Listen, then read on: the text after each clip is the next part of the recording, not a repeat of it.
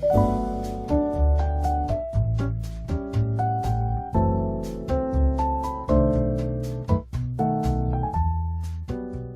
오늘은 9번째 시간입니다. 벌써 기독교의 기초 9번째 시간이 되었는데, 성경이란 무엇인가? 라는 제목으로 함께 은혜 나누고자 합니다. 주님의 은총과 축복이 오늘 말씀 가운데 임하고 또 성령님의 역사를 경험하는 복된 시간 되시기를 간절히 축복합니다. 많은 미래학자들이 현대사회를 예측하면서 정보를 가지고 있는, 정보를 많이 소유한 개인이나 나라나 기업들이 강하게 될 것이라고 예측했죠. 이 예측은 틀리지 않고 정확히 맞았습니다. 그런데 문제는 뭐냐면, 문제가 넘쳐나는 통에 어떤 것을 선택해야 될지를 모른다는 사실이에요.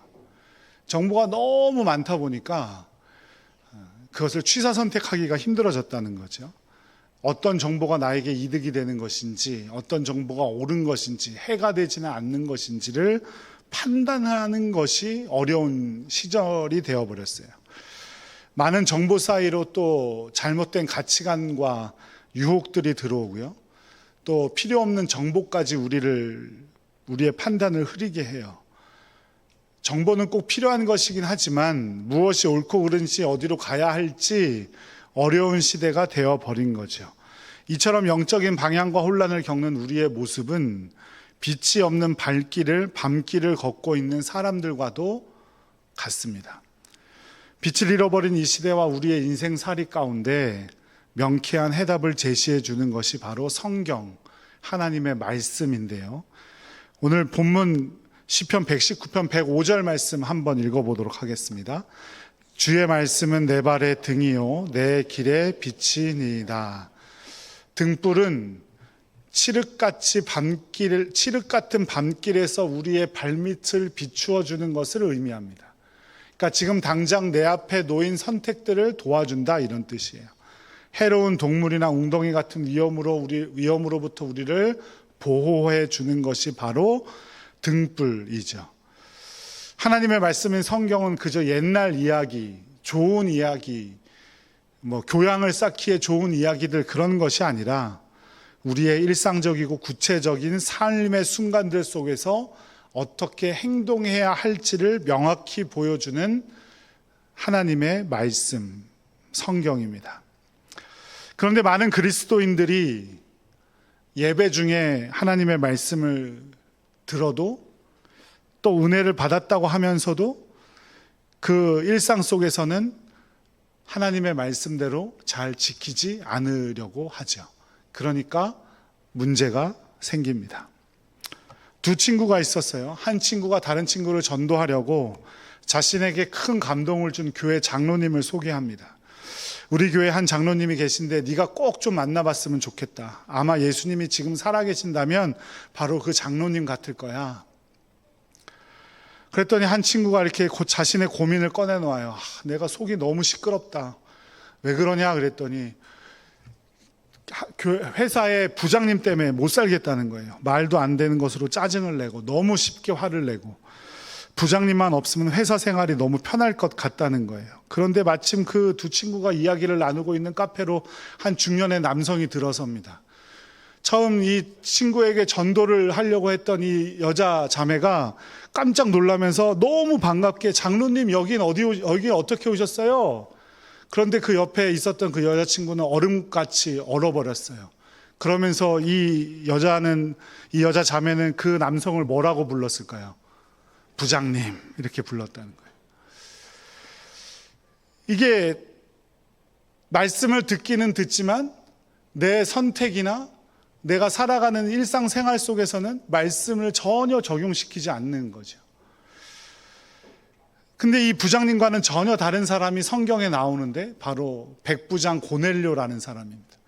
이달리아 부대의 백부장이라고 했으니까 이 사람은 유대인은 아니고 로마 사람이든지 이방 사람이었을 거예요. 그런데 이 사람은 하나님을 경외했고 의인이라고 평가받았으며 유대 사람들까지 한 유대인에게도 칭찬을 받던 사람이에요.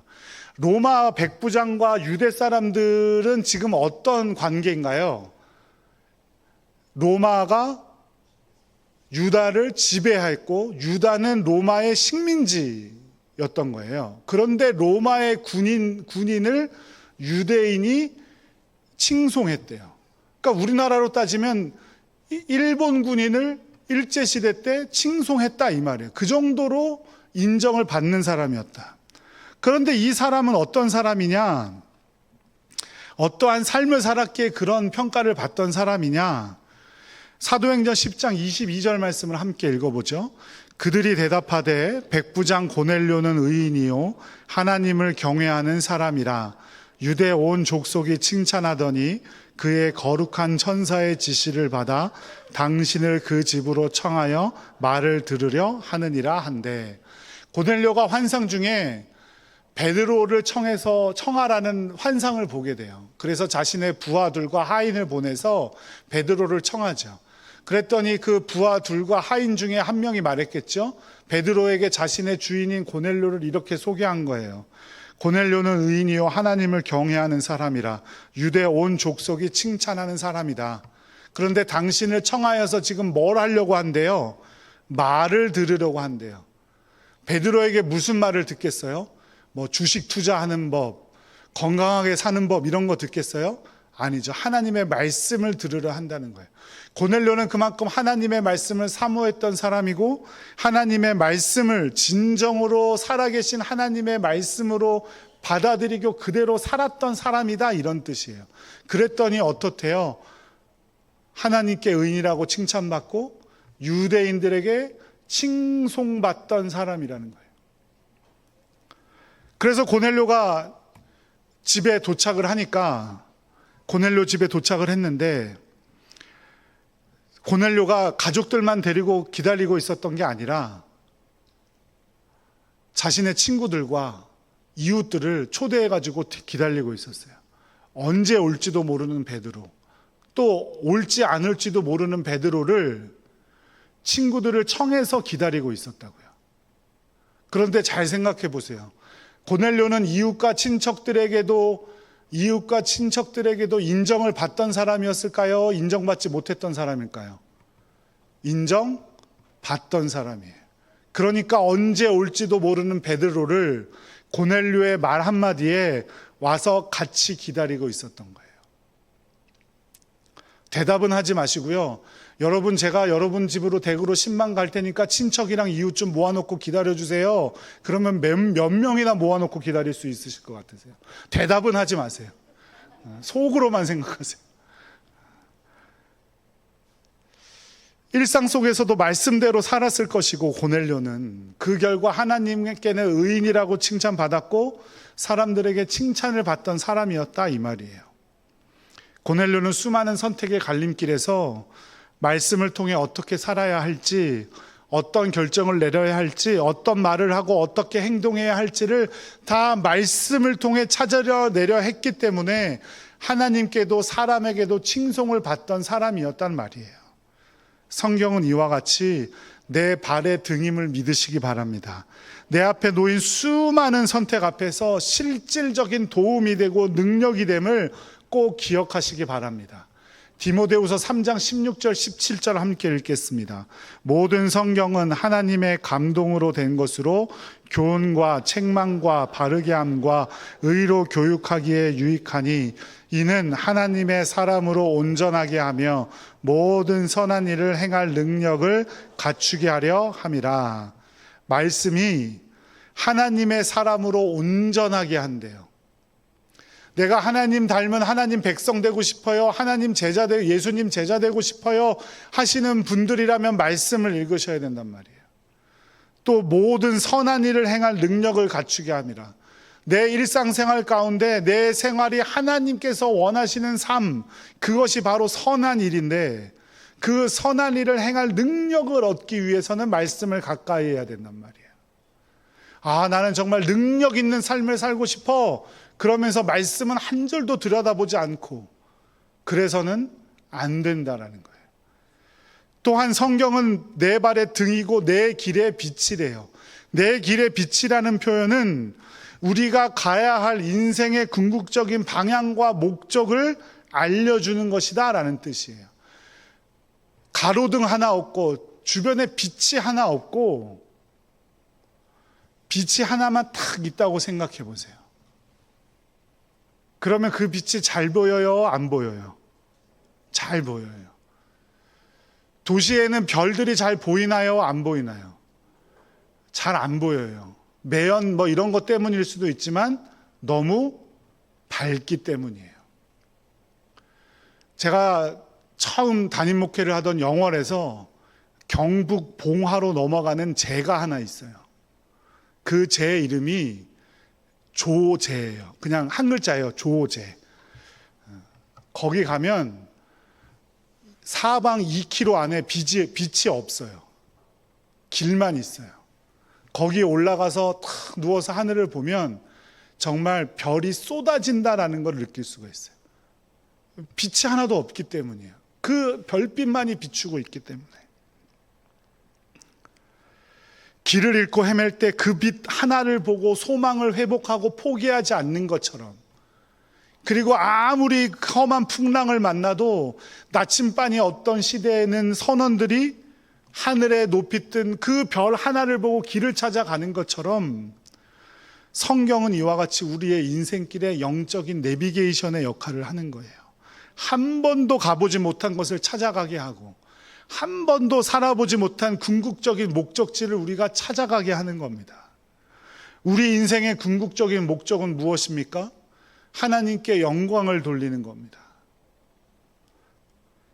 우리의 직업도 다 다르고 살아가는 방향도 다 다르지만 우리의 궁극적인 목적은 하나님께 영광을 돌리기 위해서예요.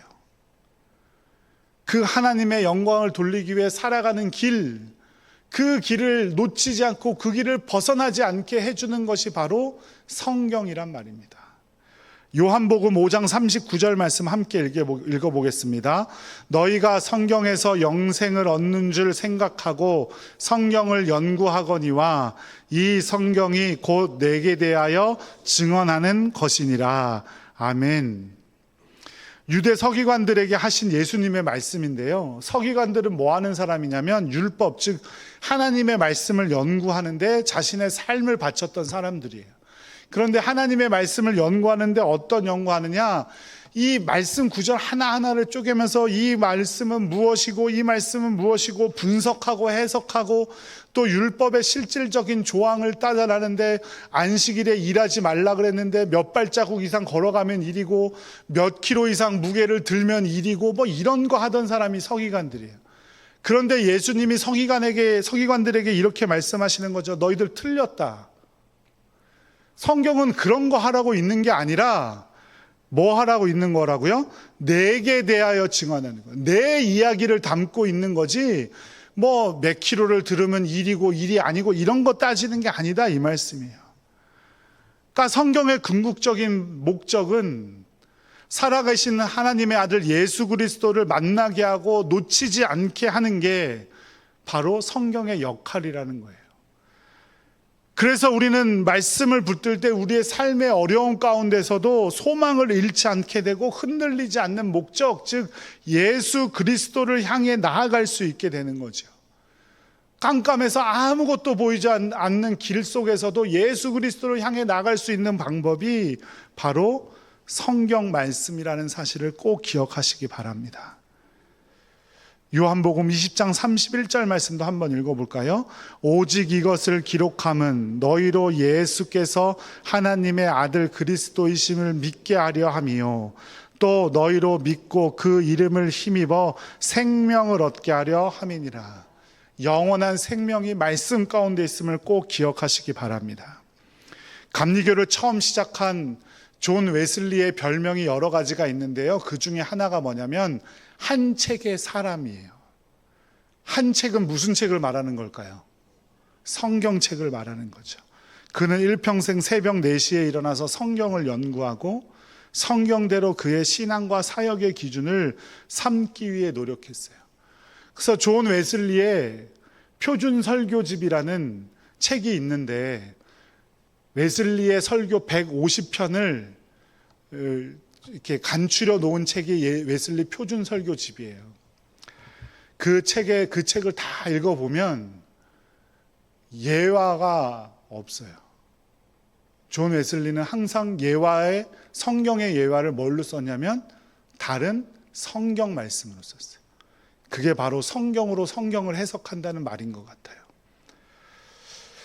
제가 한 기독교 잡지에서 본 20대 대학생 여자 자매의 간증이에요. 한번 잘 들어보세요. 저는 어릴 때부터 교회에 다녔지만 솔직히 성경은 그저 어려운 옛날 이야기라고 생각했어요. 고등학교 때는 진로 문제로 너무 혼란스러웠고 미래에 대한 불안감에 방황을 많이 했죠. 그러다 우연히 친구의 추천으로 청년부 성경 공부에 참여하게 되었어요. 처음엔 억지로 갔는데 내가 어디로 가든지 내가 너와 함께 하리라는 여호수아 1장 9절의 말씀을 듣는 순간 마치 제게 직접 하시는 말씀 같았어요. 그 후로 성경을 꾸준히 읽으면서 제가 겪는 어려움과 고민들이 이미 성경 속 인물들도 겪었던 것임을 알게 되었죠. 다윗의 용기, 욥의 인내, 요셉의 지혜를 보면서 제 문제를 다른 시각으로 바라보게 되었어요. 성경은 더 이상 어려운 책이 아니라 제 삶의 나침반이 되어주고 있어요. 덕분에 진로에 대한 확신도 얻었고 어떤 어려움이 와도 흔들리지 않는 믿음에 대해 알게 되었고 저 또한 그렇게 되려고 노력합니다. 믿음 때문에 고민하십니까? 무엇 때문에 고민하고 계세요? 다른 것 보려고 하지 말고 성경 보는 여러분들 되시기를 간절히 축복합니다. 그렇다면 우리는 어떤 자세로 하나님의 말씀을 대해야 할까요? 오늘 본문 106절 말씀을 함께 읽어보겠습니다. 주의 의로운 규례들을 지키기로 맹세하고 굳게 정하였나이다. 시편 기자는 하나님의 말씀을 읽고 아는데 그치지 않고 지키기로 맹세하고 굳게 다짐했대요. 말씀을 삶의 절대적인 기준으로 삼겠다는 것이죠. 우리는 말씀을 듣는 것으로 만족할 때가 많습니다. 유명한 목사님들의 설교를 들을 수 있는 방법들이 얼마나 많습니까? 유튜브도 있고 기독교 TV들도 있고 너무 쉽고 빠르게 설교를 들을 수 있는 방법이 다양합니다. 성경은 또 어떻습니까? 유명한 배우들이 연기하듯이 성경을 다 녹음해놔서 듣기만 해도 됩니다. 그런데 왜 한국 교회는 점점 더 침체되는 걸까요?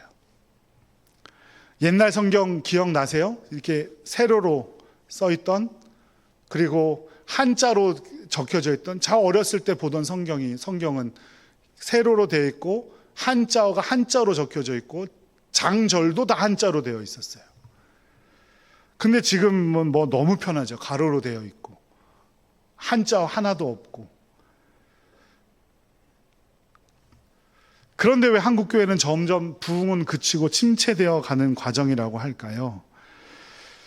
말씀 듣고 보기에는 너무 편해졌는데 그것이 삶의 결단과 행동으로 이어지는데 거의 대부분 듣는 것으로만 만족하기 때문입니다.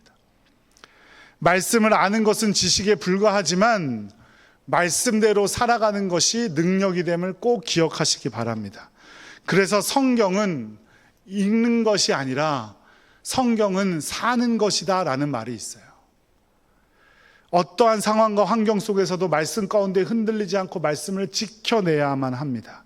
세상의 유혹과 고난, 어려움이 닥쳐도 말씀을 벗어나지 않는 삶 가운데 분명한 주님의 약속이 있고 주님의 능력을 체험하게 된다는 사실을 꼭 기억하시기 바랍니다.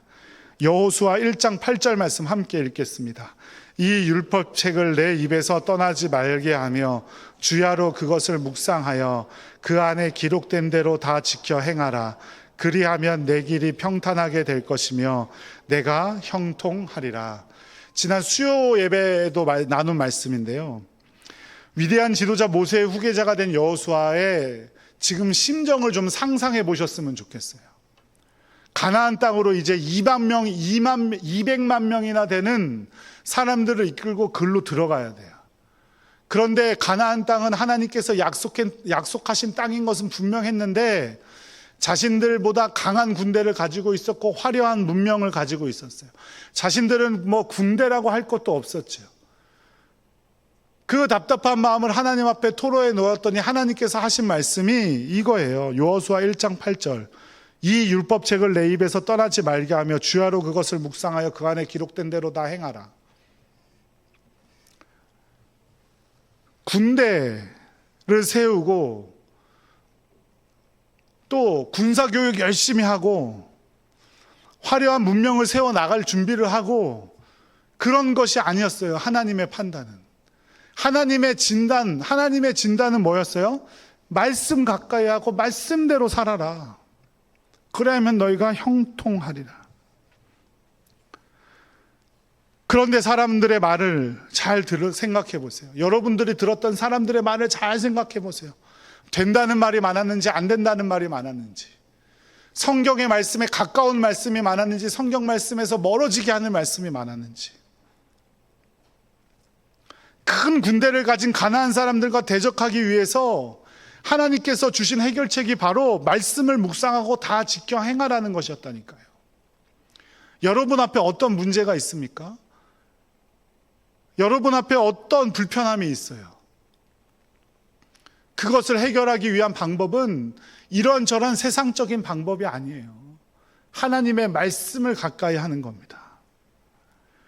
다니엘 말씀도 한번 볼까요? 9장 2절 말씀. 곧 그 통치 원년에 나 다니엘이 책을 통하여 여호와께서 말씀으로 선지자 예레미야에게 알려주신 그 연수를 깨달았나니 곧 예루살렘의 황폐함이 70년 만에 그치리라 하신 것이리라. 다니엘은 바벨론의 포로로 잡혀갔죠. 이름도 강제로 바뀜을 당했어요. 그리고 그 나라의 총리가 되었어요. 그런데 바벨론이 금방 망했어요? 안 망했어요? 망했죠. 그래서 페르시아라는 나라가 들어섰습니다. 그런데 보통 나라가 바뀌면, 옛날 생각을 해보세요. 나라가 바뀌면 왕과 총리는 어떻게 될까요? 죽임을 당하겠죠. 그런데 다니엘은 죽임을 당하지도 않고 페르시아에서도 총리의 역할을 하게 되었어요. 그 이유는 무엇일까요? 또 그 통치 원년에 이렇게 시작하죠. 9장 2절 말씀이. 이 통치 원년이란 페르시아의 통치 원년을 말하는 거예요. 그러니까 다니엘의 나이가 이때 약 80세 정도 됐을 거예요. 다니엘은 총리의 자리에 있었죠. 그러니까 여태까지 잘 살아왔으니까 자신의 생각대로 결정하고 판단할 수도 있었을 거예요. 그래도 크게 틀리지는 않았을 거예요. 그런데 다니엘이 한 가지를 깨닫게 돼요. 왜 선지자 예레미야에게 70년을 포로 생활을 하게 할 거라고 말씀하셨을까? 그 뜻을 알게 되는데 그 뜻을 어떻게 알게 되었다고 기록하고 있냐면 9장 2절 말씀에 보니까 책을 통하여 여호와의 말씀으로 이렇게 기록하고 있어요. 다니엘은 평소에도 말씀을 읽고 말씀대로 살려고 노력했어요. 그랬더니 풀리지 않던 하나님의 뜻을 말씀을 통해 알게 되었다는 거예요. 그래서 하나님의 뜻을 알게 된 다니엘은 기도했고 하나님께서는 천사 가브리엘을 통해 응답하셨어요. 그게 다니엘 10장의 내용이에요. 이처럼 하나님께서는 말씀을 통해 은혜를 주시고 말씀을 통해 능력을 주심을 꼭 믿으시기 바랍니다. 여러분 어려운 환경 속에 있든지 지금 내 앞에 결정을 해야 할 큰 문제가 있든지 여러분의 생각대로 하지 않기를 바랍니다. 하나님의 말씀을 묵상하며 하나님의 뜻대로 인도함 받는 여러분들 되시기를 간절히 축복합니다. 여러분의 삶이 얼마나 귀중한 삶입니까? 여러분의 인생 하나, 어느 것 하나, 어느 한 분의 인생 소중하지 않은 인생이 없어요. 그런데 그렇게도 귀한 삶을, 인생을 대충 내 생각대로 지레 짐작하고 살아가야 되겠습니까? 여러분의 삶을 여러분과 별반 다르지 않는, 어차피 가보지 않은 사람들의 말을 따라 그렇게 살아서야 되겠습니까? 하나님의 말씀을 묵상하며 그 말씀대로 살아갈 때 놀라운 하나님의 능력으로 형통케 하심을 믿으시기 바랍니다. 하나님의 말씀을 가까이 할 때 어려움 속에서도 하나님의 말씀을 의지할 수 있고 하나님의 인도하심을 받을 수 있고 우리의 영혼이 살아날 수 있음을 꼭 기억하시기 바랍니다. 시편 119편 107절 말씀 함께 읽겠습니다. 나의 고난이 매우 심하오니 여호와여 주의 말씀대로 나를 살아나게 하소서. 시편 기자는 나의 고난이 매우 심하오니 솔직히 고백합니다. 그리고 어디에 의지를 해요? 여호와의 말씀대로 나를 살아나게 하소서. 나를 살아나게 하실 분은 여호와 하나님밖에 없고 그 말씀이 기록되어져 있지 않습니까? 이 말이죠. 자신이 살아날 구멍을 어디에서 찾고 있어요? 말씀에서 찾고 있는 겁니다. 지금 당장은 성경대로 살아가는 것이 힘들 수 있습니다. 잠잘 시간도 부족하고 세상 유행 따라가기도 힘들고 직장도 너무 바쁘고 성경 볼 시간 내기가 힘들죠. 내 발의 등, 내 길의 빛이라고 했지만 내 삶이 성경대로 산다고 해서 지금 당장 극적으로 다이나믹하게 변화되는 것도 아닌 것 같아요. 그래서 많은 그리스도인들조차 성경을 잘 읽지 않습니다. 그래도 조금 나은 분들은 성경을 읽고 지키기보단 우리에게 위로를 주는 신앙서적이나 간증들을 듣는 것을 더 즐길 때가 있죠. 물론 그런 책이나 간증들을 듣는 것이 나쁜 것은 아닙니다. 하지만 우리에게 더 중요한 것은 하나님의 말씀임을 꼭 기억하시기 바랍니다. 인간의 글과 말에 감동을 받을 수는 있지만 그것은 영원하지 않습니다. 제가 대학원 시절에 빌 하이벨스라는 목사에게 큰 은혜를 받았습니다. 그래서 그분의 책을 전부 사서 읽으며 제 목회를 꿈꾸었던 시절이 있습니다. 우리나라 말로 번역되지 않은 책은 떠듬떠듬 잘하지도 못하는 영어 떠듬떠듬 하면서 원서를 사서 읽고 너무 바빠서 기도합니다. 주의 음성, 하나님께 정직합니까? 이런 책들, 주옥과 같은 책들이 있어요. 그런데 이분이 성추행 문제에 휩싸이게 되었습니다. 그때 제가 얼마나 허탈했는지 모릅니다. 저런 사람한테 내가 열광하고 있었구나. 그때 깨닫게 된 것이 그거였어요. 내가 예수님이 아니라 사람에게 열광하고 있었구나. 이런 일이 우리나라에도 있어요. 전병욱이라는 사람. 제 나이 또래 정도 되신 분들 전병욱 목사 설교 한 번 안 들어보신 분들 없을 거예요. 그 책 한 번 읽어보지 않으신 분들 없으실 거예요. 그 사람 역시 성 문제로 넘어졌어요. 나와 별반 다르지 않는 사람들의 말과 글에 귀하고도 귀한 여러분의 인생을 맡기지 않기를 간절히 축복합니다. 우리 자녀들이 자신에게 문제가 일어나면 제일 빠르고 정확한 방법은 누구를 찾는 걸까요? 친구를 찾는 거예요? 정말요? 그러면 이야기가 전개가 안 되는데? 누구를 찾아야 돼요? 부모님 찾아야 돼요. 그런데 이 아이들의 문제가 뭐예요? 이 문제가 해결되지 않는 이유가 뭡니까? 친구를 찾아가기 때문이에요. 그 친구도 나랑 똑같은 고민하고 있어. 그런데도 불구하고 그 친구가 무슨 나에게 해답을 주겠어요? 그죠? 그런데 꼭 친구 찾아가요. 저도 그랬던 것 같아요. 부모님한테 가야 문제가 해결이 되는데 친구들 찾아갔던 것 같아요. 우리도 마찬가지예요. 우리의 삶에 문제가 생겼어요. 내 옆에 있는 이웃, 똑똑해 보이는 사람, 뭘 많이 아는 것 같은 사람 찾아가 봤자 다 거기서 거기예요. 내가 생각하는 수준에서 다 그렇게 생각하고 있어요. 내 주변 사람인데 유효상종이잖아요. 하나님의 말씀 찾아야 돼요. 이 세상을 지으시고 저와 여러분을 구원하신 하나님께서 사랑하는 당신의 자녀인 저와 여러분에게 손수 한자 한자 성령의 감동으로 남기신 게 바로 이 성경 말씀인데 자꾸 다른 것에서 그 해답을 찾으려고 하지 않기를 간절히 축복합니다. 아무리 주옥 같은 글들 명연설이라 할지라도 사람들의 말과 글은 한계가 있고 먼지와 같이 사라져 버릴 거예요. 하지만 하나님의 말씀만은 영원한 줄로 믿으시기 바랍니다. 풀은 마르고 꽃은 떨어지지만 오직 주의 말씀은 세세토록 있을 줄로 믿습니다. 그러니 변하지 않고 마르지 않는 샘이 되는 성경을 가까이 하시기를 간절히 축복합니다. 요한계시록 1장 3절 말씀 함께 읽겠습니다. 이 예언의 말씀을 읽는 자와 듣는 자와 그 가운데 기록한 것을 지키는 자는 복이 있나니 때가 가까움이라. 말씀을 읽고 듣고 지키는 자에게 복이 있음을 믿으시기 바랍니다. 복 있는 사람은 오직 여호와의 율법을 즐거워하여 그의 율법을 주야로 묵상하는도다. 그는 시냇가에 심은 나무가 철을 따라 열매를 맺으며 그 잎사귀가 마르지 아니함 같으니 그가 하는 모든 일이 어떻게 된대요? 형통하리로다. 여러분 일어나면 제일 먼저 짚는 게 뭡니까? 다 아시잖아요. 저도 그렇지만 스마트폰 제일 먼저 짚죠. 스마트폰으로 제일 많이 하는 게 무엇입니까?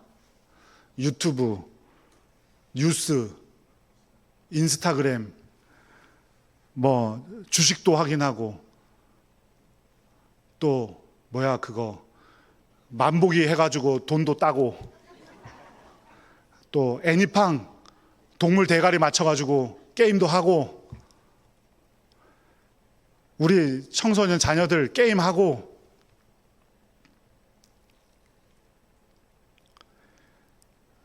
스마트폰이 나쁜 게 아니라요, 사용하는 우리가 나쁜 거예요. 그죠? 하나님의 말씀 볼 수 있고 들을 수 있고 얼마나 수없이 많은 방법들이 있는데 하나님의 말씀을 가까이 할 수 있는, 그럼에도 불구하고 제가 전에 한번 부탁드린 적 있는데 유료로 된 성경 어플 한번 까셨어요? 좀 돈 주고 한번 성경 어플 한번 사 보셨어요? 제가 한번 저한테 오면 추천해 드린다고 했더니 딱 한 분 오셨어요. 사랑하는 여러분, 말씀이 내 발의 등이고 내 길의 비침을 믿으시기 바랍니다. 그 말씀을 따라갈 때 우리는 유혹과 핍박이 많은 세상에서 흔들리지 않습니다. 그 말씀대로 따라 살아갈 때 능력을 얻게 되고 우리가 상상하지도 못할 기적을 하나님에게 주신 복으로 누리게 됨을 꼭 기억하시기 바랍니다. 말씀을 묵상하고 실천하기를 게을리하지 않는다면 우리가 어디로 가든지 형통하고 무슨 일인지 잘 되는 역사가 일어남을 꼭 믿으시기 바랍니다. 우리의 영혼이 풍성해지고 강하게 될 것입니다. 예수님도 사단의 유혹을 말씀으로 이기셨어요. 이 세상 얼마나 힘들고 어렵습니까? 하지만 하나님의 말씀인 성경을 붙들 때 우리를 고난에서 지켜주는 것을 넘어서 고난에서 이기게 하시고 그 속에서 놀라운 하나님의 복을 누리게 됨을 꼭 믿으시기 바랍니다.